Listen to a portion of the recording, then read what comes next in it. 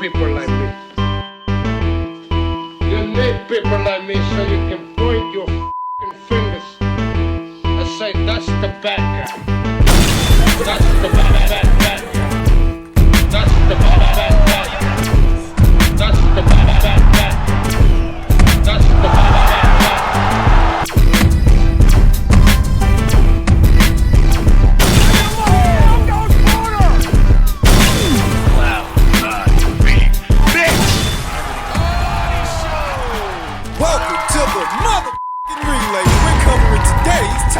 News. Okay, we'll start with this. What is our last look at the WBA Super Bantamweight title fight between Nazarena Romero and Paulette Cuesta, otherwise known as Paulette Valenzuela. Another chapter in the Argentina versus Mexico rivalry. This fight will be available on DAZN. What I think is their first fight they are broadcasting from Argentina. You can find it in the upcoming fights portion of the menu under Aguero versus Martinez. This fight is going down on the undercard. Nazarena Romero weighed in at a very fit and trim 121.9 pounds. Cuesta weighed in at 121.8 for the newly vacated WBC title that Erica Cruz used to hold before she was stripped of it, testing positive for banned substances. Here we are. And what is the only real boxing going down this weekend, unless you want to give Floyd Mayweather 41 of your hard-earned dollars for his pay-per-view against John Gotti III. Not wasting any of my time on that. I'll be watching this. Nazarena Romero, the unbeaten fighter, still unbeaten, 13-0 with 2 draws, 7 knockouts. 30 years old to Paulette Valenzuela, who's 33, both fighters are orthodox fighters. Paulette sports professional record of 17 wins with 3 losses, no draws, 4 knockouts, having never been knocked out in 21 professional bouts. She's tough. More fights, more rounds in the bank than Nazarena, though not as good a physical specimen as Nazarena, I'd say. What Nazarena brings to the table is power, raw punching power, explosiveness, sharpness, and speed. To the eye, Nazarena Romero seems quicker to the draw, noticeably quicker to the draw than Paulette Valenzuela. Paulette, who was last in action in February of this year opposite the ring Cristina Hernandez, who she beat by way of a majority decision. Before that, she dropped a decision to Jamie Mercado in August of last year. She has since rebounded off that loss, this one. She's coming off a win, and she's seen action in the last 12 months. So has Nazarena Romero, who, if you can believe this, is coming off of 2 back-to-back draws. A draw with Mayerlin Rivas in June of last year, and another draw with Erica Cruz in May of this one. This is her 3rd crack at the apple, her 3rd world title opportunity, and I think the 3rd time's the charm. So both fighters have seen action in the last 12 months. Neither fighter has any ring rust they need to shake off. Though I think activity within a round is what's going to separate them, and a bit of home field advantage. This fight is going down in Buenos Aires, Argentina. That gives Nazarena Romero home field advantage. Paulette Valenzuela will be the away fighter. And to the eye, the more defensively responsible fighter of the two that takes the more measured approach. No, she doesn't let her hands go as much as Nazarena does, doesn't take as many chances. I think that's going to cost her. Her more measured approach as opposed to Nazarena's more kamikaze approach, going for the gusto, diving in straight away, taking chances, letting go of big punches, punch for punch. I think Nazarena is noticeably stronger than Paulette Valenzuela. Punches harder. And I think that will get Paulette Valenzuela's respect. The aesthetic of the match I envision is Nazarena will be the aggressor and Paulette will be the defender, where more often than not, it's Nazarena barreling forward, letting punches go. She struggled to stay in character in her last fight. Her last fight with Erica Cruz. You know, because Erica's a pressure fighter too. She's aggressive too. She's awkward though, very awkward. Nazarena Romero struggled to stay in character in her last fight with Erica Cruz, but Paulette Valenzuela is no Erica Cruz. Not as busy within a round, not as awkward. She's not a southpaw. It's a different fight with a different fighter for Nazarena, and I give Nazarena the edge. I don't think she's going to knock out Paulette. Paulette's never been knocked out. But I do think she's going to stay in character. I think she's going to get her punches out, get him off, outwork Paulette Valenzuela, be busier in the round, and win the fight on activity. I believe Nazarene is going to be crowned WBA champion tomorrow. When she is, she will enter Ellie Scottney's crosshairs. Catford. Ellie Scottney ranked at number 1 in this weight class, this division's only unified champion. You figure if Nazarena takes care of business tomorrow, she will have all of September to recuperate, October or November or December to start training for Ellie Scottney in what is the biggest bang for your buck fight anywhere at or around these weights. Catford. Nazarena Romero on points is the pick for tomorrow. Takes care of the near future. Now for the distant future. A fantasy fight between Bam Rodriguez and Naoya Inoue needs time. Eddie Hearn considers WBC junior bantamweight champion Jesse Bam Rodriguez one of the best fighters in the world. While a fight with the undisputed junior featherweight champion Naoya Inoue remains a fantasy, Hearn believes that it could become a reality if Inoue remains at 122, and I think he's going to. Rodriguez delivered a star-making performance opposite the ring Juan Francisco Estrada, stopping one of the best fighters of the previous era in 7 rounds. At just 24 years old, Rodriguez has defeated Estrada, Quadras, Rungvisai, 3 of the 4 top junior bantamweights of their era. His sparring partner and mentor, Roman Chocolatito Gonzalez, is the only top contender he hasn't fought, and it is unlikely that they will ever be matched. It is perhaps partly for that reason that Hearn discussed a potential future fight between Bam and Naoya Inoue. Jesse versus Inoue is a fantasy fight, but it is also an incredible fight, he told Matchroom. They will probably end up missing each other, but who knows? If Inoue does stay at 122 for the next couple of years, Jesse will meet him there. And I don't know how long Inoue's going to stay at 122, how long exactly, but I don't think he's in any hurry to move up either. There's no fight so big at 126 that he needs to be in a hurry to move up there. That division needs to sort itself out. On the potentiality of a Rodriguez versus Inoue fight, Hearn praised Rodriguez, spoke of him as top 5 pound-for-pound fighter after his performance against Estrada, and acknowledged that those in the lighter weight classes have a tougher time getting respect. The problem with the lower weight classes is they don't often get the respect of the higher weight classes, he said. Jesse Rodriguez should be mentioned. As I said in the ring, in the same sentence as Terence Crawford, Usyk, and Inoue, he is that good. The fight witnessed by a crowd of 10,000 in Phoenix, Arizona, highlighted Rodriguez's emergence as a star. Estrada has a rematch clause, which he appears keen to exercise. Hearn regardless views Rodriguez's win over Estrada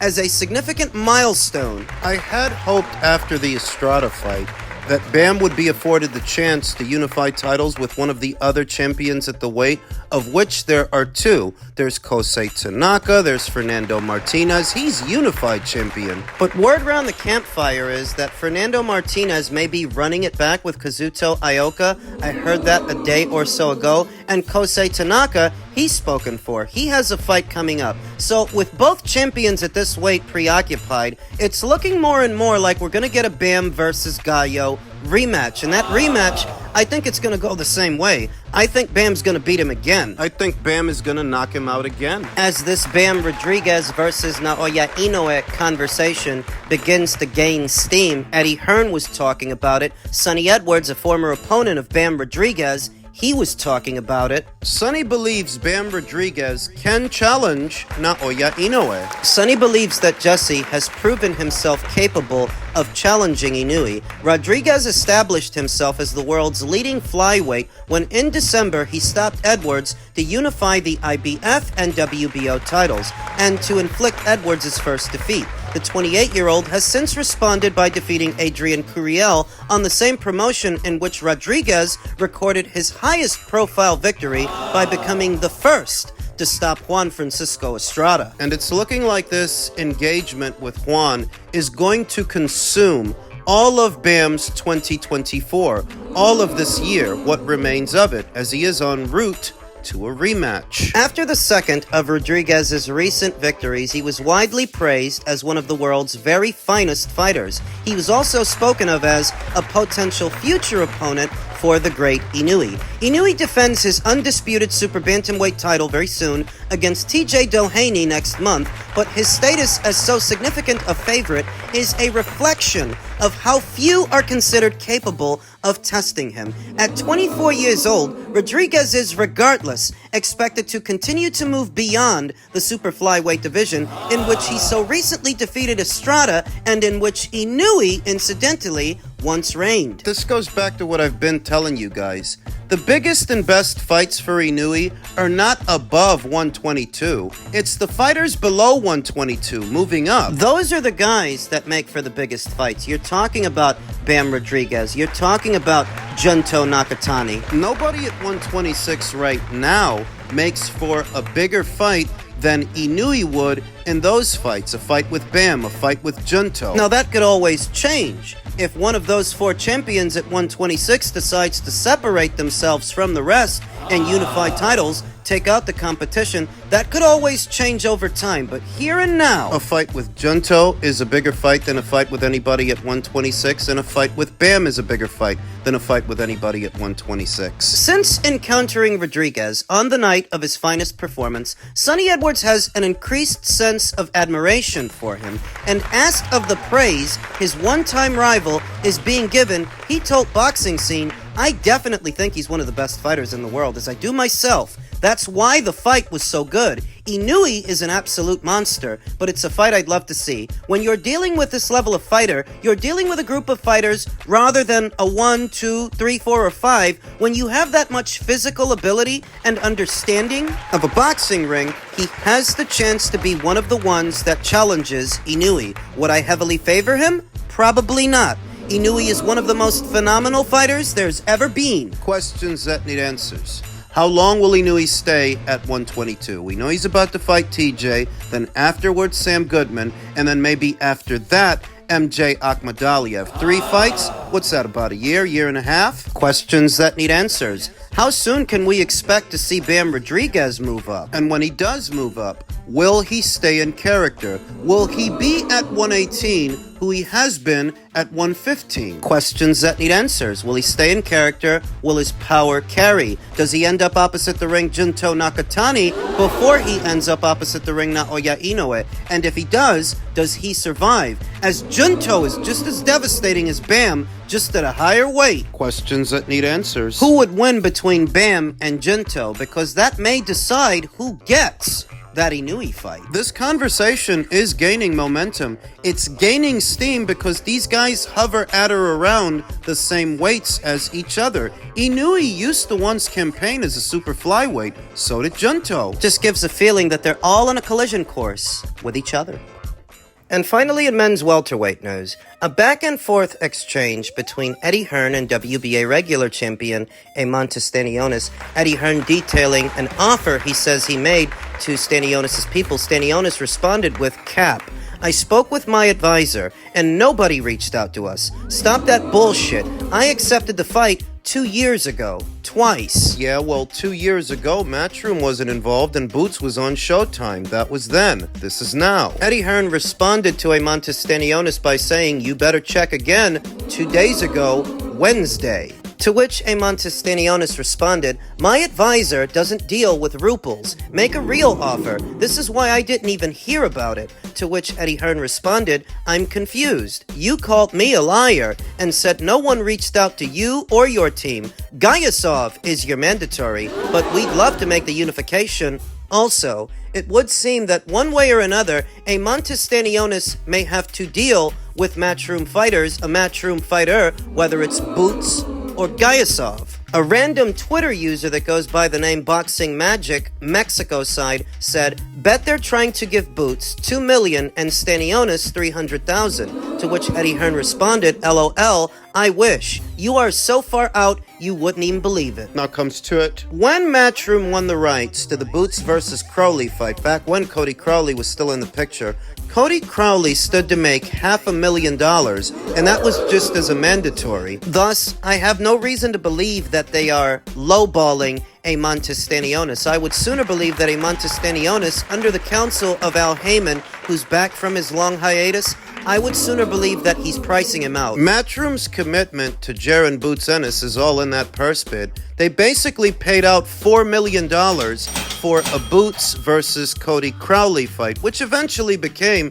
a David Evanesian fight, though all the same, they put up serious money for Boots' fight, so I have no reason to believe they didn't put up serious money now. We're seeing a similar situation play out with Brian Norman Jr., newly crowned WBO champion. So you've got Brian Norman, a Stanionis, Mario Barrios, all of which Eddie Hearn says they sent out offers to, but nobody wants to bite. Nobody wants to fight. Mario Barrios' name has been attached to a Pacquiao fight in the fall for some months now, so that's his alternative. But what's Brian Norman's alternative? What is a Stanionis' alternative? That if what you want is more money, what's your leverage to get it? Because what this is starting to look like is when DAZN debuted in America several years ago in 2018, and they were offering up big cash, big money to draw talent to their platform. But there were some fighters that it seemed like they couldn't offer them enough money. They offered Gervonta Davis somewhere in the neighborhood of $8 million to fight Tevin Farmer. Bear in mind, Gervonta hadn't even been on pay-per-view yet. Similar offer to Jermall Charlo to come over and box Demetrius Andrade, but they couldn't get those guys to do it. This situation is starting to look like that one, to where you can't offer these guys enough money to box Boots Ennis. You say there's two sides to every story. There's Boots' side and there's their side. My question is, what's the most money Brian Norman ever made for a fight versus what he was offered from Matchroom? What's the most money a Stanionis ever made for a fight versus what he was offered from Matchroom? What's these guys' career high purses? What's the most money they ever made? And what are their alternatives if they have something better to do than box Boots? Because I don't think Stanionis is getting Barrios. Barrios is supposed to be fighting Pacquiao. So if he's fighting Pacquiao, who are you fighting and what are you going to make for it? More than Eddie offered you? Same question for Brian Norman. If you don't like Matchroom's offer, well, what's your alternative? What are you about to do, and is that going to pay out what Matchroom is going to pay out? Because if it isn't? If you end up fighting somebody else and making less money than Matchroom offered you, what are you doing? You're hustling backwards. Or if you don't fight nobody, your alternative is nobody. You just sit on the shelf collecting dust. Collecting dust for what remains of this year. If that's your alternative, then that's no alternative at all. Nothing is not an alternative for something. And I hardly think that when Brian Norman fights, Top Rank is breaking the bank, or the PBC is breaking the bank whenever a Stanionis fights. What do you think they paid him to box Gabriel Maestre on an undercard? You think they broke the bank for that fight? No, I'm not going to rush to assumption and jump to the conclusion that Eddie Hearn is lowballing these fighters. I would sooner believe that these fighters are asking for too much. Because I've seen this before. I don't think either of those two fighters make so much money fight by fight, or they have so many prospects on the horizon that they can turn their nose up at what Matchroom is offering them. No, what I think is, it's 2018 all over again. You can't offer these guys enough money to fight.